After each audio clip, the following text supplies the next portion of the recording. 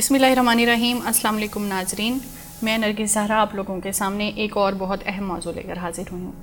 ناظرین، آج کا جو موضوع ہے وہ صرف پاکستان کے لیے ہی نہیں، وہ پوری دنیا کے لیے بہت اہم ہے، اور اہم اس حوالے سے ہے کہ یہ موضوع ہم سب کے ملکوں کا، ہمارے ملک کی معیشت کا اور ہمارے گھروں کا ایک عجیب سا خاموش دشمن ہے۔ اس خاموش دشمن کی جو فوج ہے، اس فوج میں سے کچھ سپاہی ایسے ہیں جو کہ ہمارے گھروں سے تیار ہو کر جاتے ہیں اور ہمیں معلوم نہیں ہے۔ ناظرین، میں بات کر رہی ہوں بدعنوانی اور کرپشن کی۔ انٹرنیشنل مانیٹری فنڈ نے سن 2016 میں ایک رپورٹ دی اور اس میں اس نے کہا کہ پوری دنیا کا جتنا بھی جی ڈی پی ہے، دنیا کے تمام ممالک، امیر غریب، مشرق مغرب، شمال جنوب سے سب ممالک 192 اکٹھے لے لیجئے، ان سب کا جو جی ڈی پی ہے، اس جی ڈی پی میں سے 1.5 سے لے کر 2 ٹریلین امریکن ڈالرز تک کا جو نقصان ہے دنیا کی مارکیٹ میں، وہ کرپشن یا بدعنوانی کی وجہ سے ہوتا ہے، اور یہ پوری دنیا کے جی ڈی پی کا تقریباً 2% بنتا ہے۔ اب اس میں کون سی قومیں زیادہ بدعنوانی کرتی ہیں یا فائنینشیل کرپشن کرتی ہیں، کون سی قومیں کم کرتی ہیں، یہ تو بات کی بات ہے۔ بات کی بات اس لیے ہے ناظرین، مختلف درجات ہوتے ہیں علم کے، معلومات کے، یعنی انفارمیشن اور ایجوکیشن کے مختلف درجات ہوتے ہیں۔ ہمارے سے جو متعلقہ ہوتا ہے، جو ہم سے ریلیونٹ ہوتا ہے، وہ ہر درجہ نہیں ہوتا۔ ہمارے سے زیادہ ریلیونٹ یہ ہے کہ پاکستان میں کیا ہو رہا ہے، پاکستان جو ہے وہ اس 2% میں کہاں پہ کھڑا ہے، اور پاکستان کی جو معیشت ہے جس میں ہم دن رات اپنا آپ لگا کر اتنی محنت کر رہے ہیں، ہم ٹیکس پے کرتے ہیں۔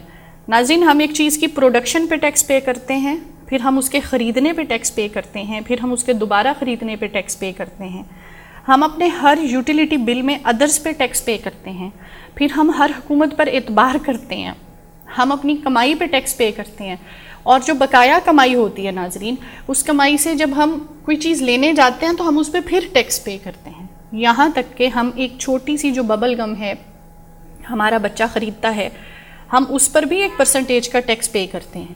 اور دوسری چیز ناظرین، دنیا میں پاکستان میں ڈائریکٹ انڈائریکٹ لیے جانے والے جو ٹیکسز ہیں وہ بھی بہت بڑے والیوم میں ہیں، ہم اس میں پیچھے نہیں ہیں، لیکن اس کے باوجود ہمارا بہت سارا پیسہ کہیں ایسے اندھے کنووں میں جاتا ہے کہ ہمیں ایک قوم ہونے کی حیثیت سے سوشل ویلفیئر ڈپارٹمنٹس میں وہ سب کچھ نہیں ملتا جو کہ ہمیں ملنا چاہیے۔ اور دوسری چیز، ایجوکیشن، ایسے ممالک جو کہ اپنے لوگوں کو، اپنی قوموں کو اور باشندوں کو ہیولی ٹیکس کرتے ہیں، وہ ان کو وہ سہولیات فراہم کرتے ہیں، ان کی ایجوکیشن یا تو پرائمری ایجوکیشن یا کالج یا پھر ہائر جو ایجوکیشن ہے، کہیں نہ کہیں وہ فری آف کاسٹ کی جاتی ہے۔ بہت سے ایسے ممالک ہیں ناظرین جہاں پہ گھر میں اگر چھوٹے بچے ہیں تو ان کی گروسری پر سبسڈیز ہوتی ہیں، یعنی حکومت ان کو بچت کارڈز وغیرہ دیتی ہے۔ پاکستان میں جو کرپشن کا لفظ ہے اس کے معنی میرے حساب سے صرف معاشی نہیں ہیں، یہ صرف روپے پیسے سے متعلقہ نہیں ہے۔ پاکستان میں جو کرپشن ہے وہ بدعنوانی، اس کو میں یہاں پہ اجازت چاہوں گی کہ ایز ایبیوز جو ہے اس کا میں تعارف کرا سکوں، abuse of authority and abuse of power. آپ کو کہیں پر کسی قسم کی بھی کوئی بھی پاور دے دی جائے، کوئی اختیار دے دیا جائے تو آپ اس کا مس یوز کریں کسی حوالے سے، کتنا ہی تھوڑا یا زیادہ، تو وہ کرپشن میں آتا ہے، وہ بدعنوانی میں آتا ہے۔ اور پاکستان دنیا میں رشوت لینے والے ممالک میں بہت عرصے سے ٹاپ 10 کی لسٹ میں ہے، اور یہ کوئی آج کی بات نہیں ہے۔ ایک سروے کے مطابق پاکستان میں 65% لوگ اس چیز پر یقین رکھتے ہیں کہ ہمارے ملک کا سب سے بڑا جو مسئلہ ہے وہ رشوت ہے، اور ان 65% میں انہوں نے امیر اور غریب مختلف لوگوں کا ڈیٹا لیا، جس میں ریچسٹ سے پورسٹ تک انہوں نے ڈیٹا لیا، اور اس کے بعد یہ ٹرانسپیرنسی انٹرنیشنل کی رپورٹ ہے، انہوں نے کہا کہ 65% لوگ یہ کہتے ہیں، امیر غریب دو، کہ ہمیں اپنا جائز کام کروانے کے لیے رشوت دینی پڑتی ہے. ناظرین اب تو یہ ہو رہا ہے کہ اگر آپ نے کوئی کاروبار شروع کرنا ہے اور متعلقہ ادارے میں آپ کو رجسٹریشن کروانی ہے, آپ کو اپوائنٹمنٹ چاہیے, تو اس کا بھی ایک انہوں نے ریٹ ڈیسائیڈ کیا ہوا ہے. کچھ عرصہ پہلے ایک ٹرمینالوجی ایک رائٹر نے استعمال کی تھی, پاکستانی رائٹر ہیں, بغیر اجازت کے نام ان کا یوز نہیں کروں گی. انہوں نے کہا تھا کہ کرپشن پاکستان میں کلچر بن چکا ہے. کلچر سے کیا مراد ہوتی ہے؟ آپ کا جو لاشعوری رویہ ہے کسی قوم کا, وہ بن چکا ہے, ہماری ثقافت کا حصہ بن چکا ہے, ہم اسے ایکسیپٹ کر چکے ہیں. اور دوسری چیز کہ ہم کرپشن کو منظم کر چکے ہیں, سسٹمیٹک کر چکے ہیں, ہم اس کو اوپر سے نیچے تک لے آئے ہیں, اور ہم نے یہ فیصلہ کر لیا ہے کہ کوئی بھی سرکاری یا غیر سرکاری کام ہوگا تو عہدے کے حساب سے اس کو اتنا ملے گا اور اس کو اتنا ملے گا. اور ناظرین وہ حق نہیں ہوتا, وہ جو ملتا ہے وہ حق نہیں ہوتا, وہ کسی اور کا حق ہوتا ہے. وہ کس کا ہے اس تک پہنچے گا اگر وہ اس سسٹم میں اور اس ہائرارکی میں رہے گا. اگر وہ رہے گا ہی نہیں تو اپنے حقدار تک وہ چیز پہنچے گی کیسے؟ پھر اس کے بعد ایک اور بدعنوانی جو ہمارے معاشرے میں, جسے میں کرپشن کنسیڈر کرتی ہوں, خود کو وہ دکھانا جو آپ ہیں نہیں. اسپیشلی جب رشتے ہو رہے ہوتے ہیں, خاندانوں میں رشتہ داریاں ہو رہی ہوتی ہیں, تو خود کو وہ دکھانا جو آپ ہیں نہیں, وہ بتانا جو آپ ہیں نہیں, اس کو آپ احساس کمتری یا برتری کہہ لیجئے. لیکن ناظرین یہ حقیقت ہے کہ کہیں نہ کہیں یہ چیز کرپشن میں آتی ہے, کیونکہ یہ کسی پر اثر انداز ہوتی, کسی کی زندگی اس چیز سے متاثر ہو رہی ہوتی ہے. لوگ اپنی کاسٹ بدل کے بات کرتے ہیں. پھر اس کے بعد کرپشن میں جیسے ڈگری خرید لینا, یہ پاکستان میں بہت ہوتا رہا ہے, اور کرپشن کو لے کے بہت سے مختلف ایسے انڈیکیٹرز ہیں ناظرین جن میں Pakistan is only better than the African countries, یعنی ہم صرف افریقیوں سے بہتر ہیں, باقی ہم ہر طرح کی کرپشن کرتے ہیں. اچھا, کرپشن ایک ایسی چیز ہے جو اگر پیسے کی شکل میں ہے تو آپ اسے پیمائش اس کی کر سکتے ہیں, اسے میجر کر سکتے ہیں, کاؤنٹ کر سکتے ہیں کہ ہاں یہ اتنی کرپشن ہوئی ہے. جیسے میں نے کہا کہ پوری دنیا کا اکارڈنگ ٹو IMF 2% GDP جو ہے, جو کہ تقریباً 2 ٹریلین امریکن ڈالر بنتا ہے, سالانہ وہ چلا جاتا ہے کرپشن کی مد میں, اور وہ کہاں جاتا ہے وہ اس کا معلوم نہیں ہے.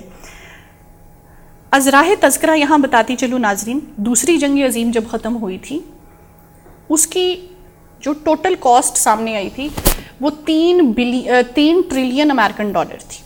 3 ٹریلین امریکن ڈالر تھی. اور جن لوگوں نے تاریخ پڑھی ہے ان کو اندازہ ہے کہ دوسری جنگ عظیم کے بعد بہت سے ایسے ممالک ہیں جن کی معاشی طور پر کمر ٹوٹ گئی تھی.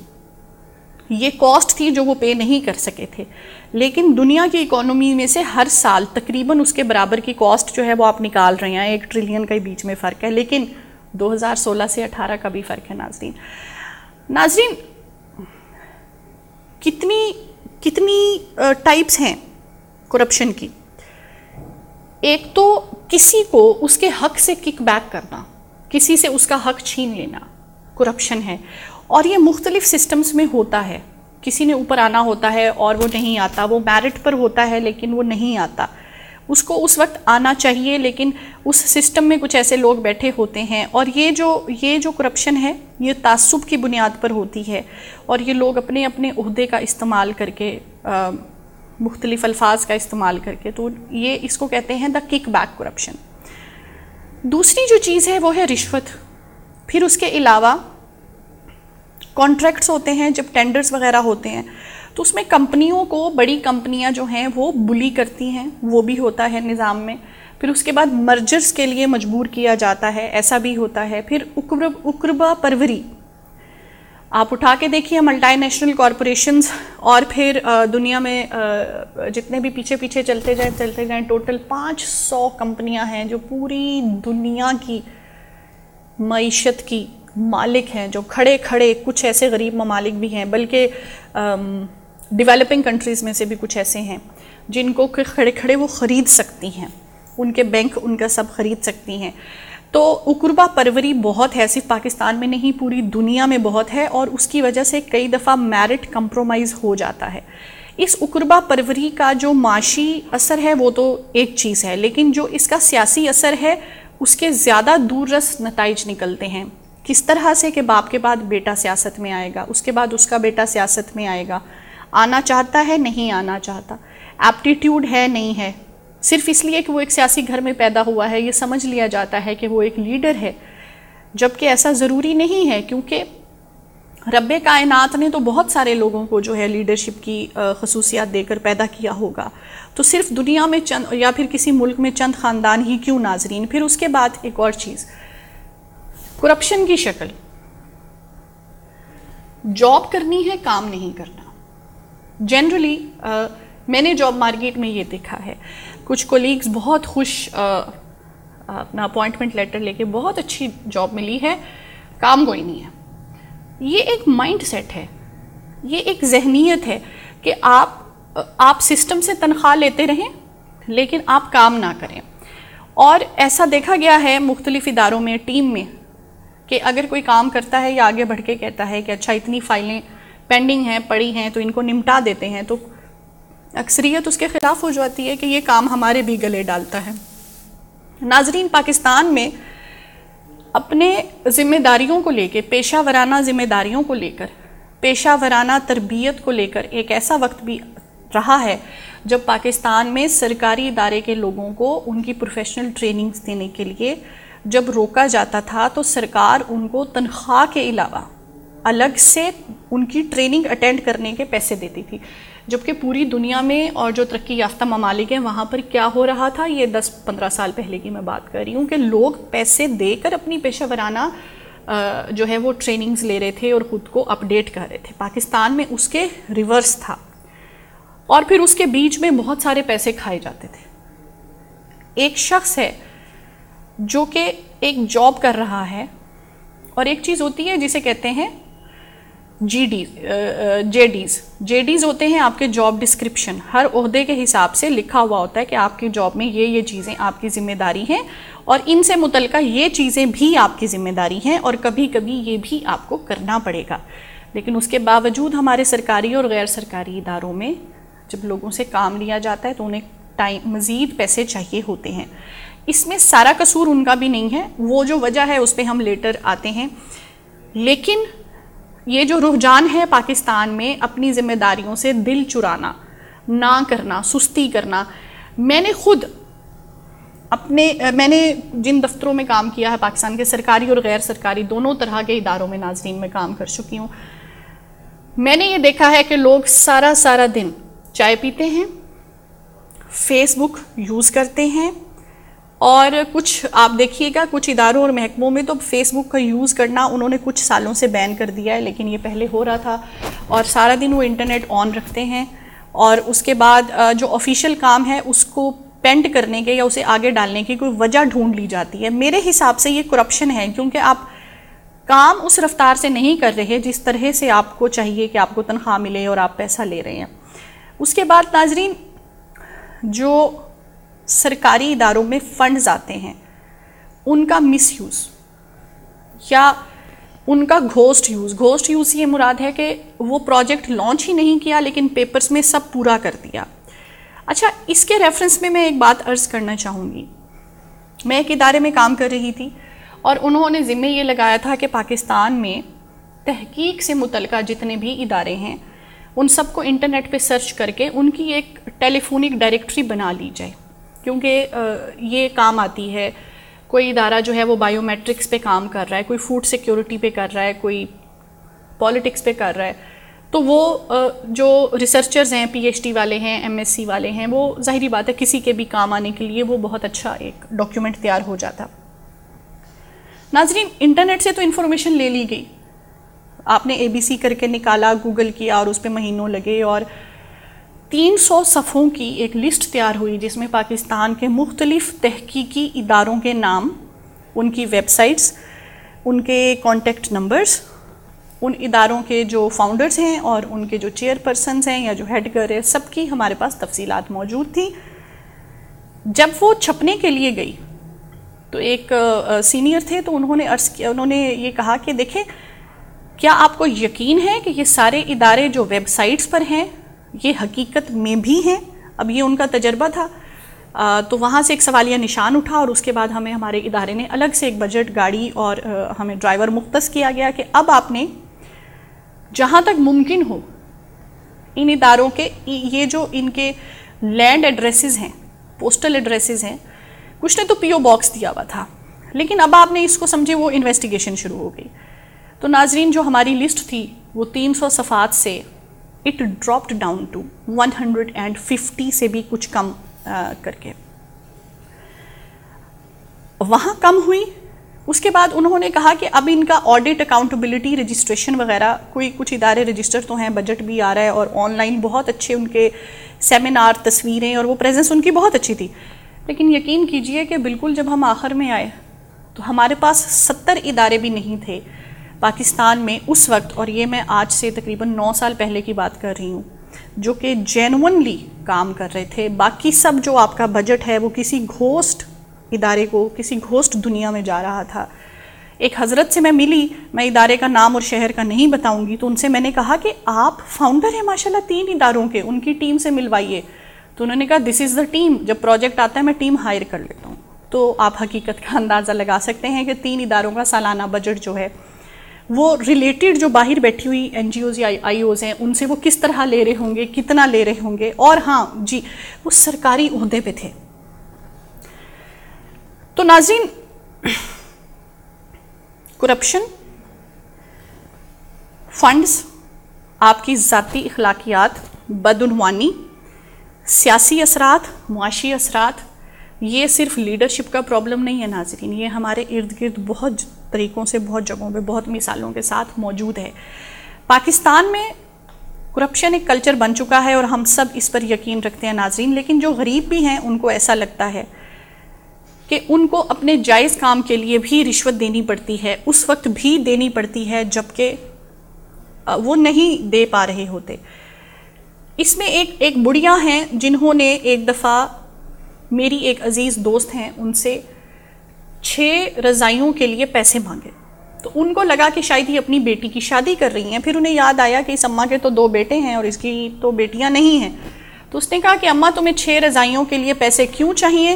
اس نے کہا جی کہ جہاں پر ہم نے گھر بنایا ہے 3 مرلے کا، وہ اس محلے کے نقشے میں سرکاری طور پہ تھا نہیں. جج کے پاس کیس ہے، جج ہمیں تاریخ نہیں دے رہا. تاریخ دینے کے لیے ناظرین جج صاحب نے لیول چیک کر لیجئے گا، اس غریب اماں سے جو کہ گھر میں ماسی کا کام کرتی تھی، جس کے بیٹے کہیں ویٹر تھے، 6 رضائیوں کی رشوت مانگی تھی. دیکھیں یہ کتنی عجیب سی بات ہے کہ بکرا اگر آپ کے پاس آئے، گردن نہیں دیتا نا تو آپ کو اپنی سکن ضرور دے کر جائے. تو یہ تو بات ظلم کی حد تک ناظرین چلی جاتی ہے. اچھا، پاکستان میں ٹرانسپیرنسی انٹرنیشنل کے ایک سروے 2017 میں انہوں نے کیا، رپورٹ ان کی آن لائن موجود ہے. وہ کہتے ہیں کہ بدقسمتی کا لفظ میں نے ڈالا ہے، پاکستان میں ایجوکیشن کی فیلڈ میں، تعلیم کے جو ہمارا میدان ہے اس میں سب سے زیادہ فائنینشیل اور مورل کرپشن پائی گئی ہے، اخلاقی بھی اور معاشی بھی. دوسرے نمبر پہ ہیلتھ. تو ناظرین ویسے ہیلتھ اور ایجوکیشن وہ نہیں ہے جس کو ہم اپنی زندگیوں میں اس وقت سب سے مہنگا افورڈ کر رہے ہیں. آپ کا گھر آپ نے بنایا وہ تو آپ کی ون ٹائم انویسٹمنٹ ہے، لیکن اگر کسی کے گھر میں کوئی سیریس بیمار ہو جائے، کسی پرائیویٹ ہاسپٹل میں اچھے علاج کے لیے چلا جائے تو کیا لاکھوں نہیں لگ جاتے. تیسرے نمبر پہ ناظرین پولیس کا ادارہ ہے کرپشن میں، اور چوتھے نمبر پہ لینڈ اور پراپرٹی والے ہیں. 2017 کی رپورٹ ہے، حالات ابھی تک بہت زیادہ بدلے نہیں ہیں. ایک گلوبل کرپشن کا بیرومیٹر ہے جو کہ 2017 میں یہ بھی ایک سروے کیا تھا. اس میں پاکستان جو ہے یہ ایسے ممالک کو چیک کرتا ہے جو کرپشن کے بارے میں اپنی اسٹریٹجیز بنا رہے ہیں، اپنے قوانین سامنے لے کر آ رہے ہیں اور کوشش کر رہے ہیں کہ ان کے ملکوں سے کرپشن ختم ہو جائے. اس میں ابھی بھی پاکستان دنیا کا 2017 تک دنیا کا 4تھا سب سے زیادہ کرپشن والا ملک ہے، اور ایشیا پیسیفک میں جب یہ آتا ہے تو پھر اس کا لیول اور بھی تھوڑا اوپر چلا جاتا ہے. اور ناظرین پاکستان نے جو ابھی تک قانونی حساب سے کچھ سٹیپس لیے ہیں کہ جی ہم نے کرپشن کو ختم کرنا ہے. نیب کے بارے میں بہت سارے لوگ جانتے ہیں، لیکن نیب کے پاس اب تک جب سے نیب بنا ہے کوئی میرے خیال میں 29,996 ریکارڈڈ کیسز ہیں جو ان کے پاس آ چکے ہیں. یہ انہوں نے اپنی رپورٹ ایشو کی تھی ناظرین 2015 میں, تو 29,996 ان کے پاس آ چکے ہیں جی کیسز, جس میں سے وہ کہتے ہیں کہ 596 تھے جو کہ گلٹی تھے اور پھر ان سے کچھ پیسہ ریکور کیا ہے, اور جو پیسہ ریکور کیا ہے وہ تقریباً 12.09 بلین روپے بنتا ہے پاکستانی, جو انہوں نے لوگوں سے ریکور کیا. ہمارے پاس نیشنل اینٹی کرپشن اسٹریٹجی ہے, ہمارے پاس وفاقی محتسب ہیں, ہمارے پاس پبلک پروکیورمنٹ ریگولیٹری اتھارٹی ہے, ہمارے پاس FIA ہے, اور اس کی ایک اکنامک کرائم برانچ کی ایک اینٹی کرپشن کی برانچ بھی ہے. لیکن اس کے باوجود ناظرین ہم لوگوں نے صرف 2 سٹیپس لیے ہیں اوپر ان ممالک میں جو کوشش کر رہے ہیں. پہلے ہم آتے تھے 30ویں نمبر پہ, اب ہم 32ویں نمبر پر ہیں. ہم ان 32 ممالک میں آ گئے ہیں جو کہ کرپشن کو فائٹ کرنے کی کوشش کر رہے ہیں. کرپشن ہو کیوں رہی ہے ناظرین؟ میں کئی دفعہ عرض کر چکی ہوں, اس لیے کرتی ہوں, ریپیٹ کرتی ہوں, کیونکہ میرے لیے یہ حیرانی کی بات ہے. سب سے زیادہ زکوٰۃ دیتے ہیں, 2018 میں سب سے زیادہ عمرے ہم نے کی ہیں, اللہ خیریت سے ہمارا اگلا سال بھی لے کر آئے. ہم اتنی کرپشن کرتے کیوں ہیں تھوڑے لیول سے لے کے اونچے لیول تک؟ سب سے پہلی چیز, ہم لوگ ناظرین گلوبل بھی ہونا چاہ رہے ہیں اور ہم مسلمان بھی رہنا چاہ رہے ہیں. اسلام ہمیں اعتدال بتاتا ہے, اور جو یہ گلوبلائزیشن ہے جی, یہ مارکیٹ اور کیپٹلزم کی دنیا ہے, انہوں نے چیزیں بیچنی ہیں. ہم اس دوڑ میں بھی شامل ہیں اور ہمیں مسلمان بھی رہنا ہے. اگر ہمیں مکہ مکرمہ جانا ہے تو ہمیں مہنگے ہوٹل میں وہاں ٹھہرنا ہے جہاں سے حرم شریف نظر آئے. اگر ہمیں مدینہ منورہ جانا ہے تو ہمیں وہاں رہنا ہے جہاں سے مسجد کے مینار نظر آئیں. حالانکہ جتنے پیسوں میں ہم وہ کرتے ہیں اتنے پیسوں میں ہم بہت سی غریب بچیوں کی تعلیم افورڈ کر سکتے ہیں اور بہت کچھ کر سکتے ہیں. دوسری چیز ناظرین, اداروں میں بھی اور ملک میں بھی ہمارے ملک کا المیہ ہمیشہ سے یہ رہا ہے کہ B گریڈ لیڈرشپ کے نیچے ہم نے A گریڈ لوگوں کو کام کروانے کی کوشش کی ہے, جس کی وجہ سے کرپشن آتی ہے. کرپشن اس لیے آتی ہے کیونکہ بائسز کریٹ ہو جاتے ہیں, تعصبات کریٹ ہو جاتے ہیں, پرسنالٹیز کلیش کرتی ہیں. جب کوئی شخص کسی ادارے کو چلانے کے لیے نہ تو اس حساب سے تعلیم یافتہ ہوتا ہے, نہ اس کی پیشہ ورانہ تربیت اس حساب سے ہوتی ہے. یعنی ہم نے فائنانس کا محکمہ ایک جسے کہتے ہیں نا چٹے ان پڑھ کو دیے رکھا ہے. یہ ہماری ہسٹری میں ہوا ہے. ہم نے پورا ملک ایک ایسے شخص کو دیے رکھا ہے جس کو اردو انگلش دونوں ڈکٹیشنز کا پرابلم تھا. مجھے ان کی لینگویج سکل سے کوئی پرابلم نہیں ہے ناظرین, لیکن جب آپ لینگویج نہیں سمجھتے, جب آپ کے پاس ڈاکیومنٹس آتے ہیں, آپ اس کا پس منظر یا کانٹیکسٹ کیسے سمجھیں گے اور آپ اپنے الفاظ کو بیان کیسے کریں گے؟ پھر اس کے بعد ناظرین ہم نے محکمہ تعلیم ایک ایسے شخص کو دیا ہوا تھا کسی زمانے میں, چیک کر لیجئے گا ہسٹری, جس کی انٹر کی ڈگری فیک تھی. اس کے ویژن کا آپ اندازہ لگا سکتے ہیں. جلسے میں 4 تقریریں کرنے سے تو کوئی آپ کا نظام تعلیم سنبھالنے کے قابل نہیں ہو جاتا. ہم نے B گریڈ لیڈرشپ کو اوپر لا کے کرپشن کے لیے بہت اچھا میدان تیار کیا. دوسری چیز ناظرین, ہمارے جو سرکاری ادارے ہیں انہوں نے گلوبلائزیشن کے نام پر صرف جو چند بڑی مچھلیاں بیٹھی ہیں ان کے لیے پیسوں کا انتظام کیا ہے. سنسیئر ٹریننگز نہیں دی گئیں پیشہ ورانہ حساب سے لوگوں کو. یہ میں آپ کو آج بتا رہی ہوں, اور آپ میں سے بہت سارے ایسے لوگ بہن اور بھائی جو مجھے سن رہے ہیں جنہوں نے کبھی ٹریننگز لی ہیں, وہ خود اگر سوچ کے دیکھیں تو کتنی جینون ٹریننگز ہیں جو آپ کو سرکاری اداروں نے دی ہیں. میں خود ایک ادارے کے تحت, میں سوشل سائنس کی فیلڈ سے تعلق رکھتی ہوں, اور زبردستی میں جو 2 مہینے کی ایسی ورکشاپ اٹینڈ کروائی گئی تھی, تب میں بھی سرکاری نوکری پہ تھی, جو کہ ایک میتھمیٹکس کے بیک گراؤنڈ کے بندے نے دی تھی, اور وہ میرے سبجیکٹ سے ریلیٹڈ کیا بول سکتا تھا. میں سوشل سائنس سے تعلق رکھتی ہوں, آپ اندازہ لگا سکتے ہیں. ناظرین, ٹرانسپیرنسی کا فقدان, ہم لوگ سیدھی بات نہیں کرتے. جب ہم سے کوئی بات کر رہا ہوتا ہے, ایک قوم ہونے کی حیثیت سے میں بتا رہی ہوں, ہمارا مزاج جنرلی یہ بن چکا ہے کہ ہم اس کی بات کو سیکنڈ گیس کرتے ہیں. ہم سوچتے ہیں کہ یہ کہنا کیا چاہ رہا ہے, جو یہ اس کے لفظ ہیں اس کے پیچھے ایکچولی اس کی نیت کیا ہے, اور اس کی نیت کا اندازہ ہم اپنے مقصد, اپنے حساب, اپنے ویژن سے لگاتے ہیں. ناظرین, وہ کہتا کچھ ہے, ہم سمجھتے کچھ ہیں. اور اداروں میں بھی ایسا ہی ہے.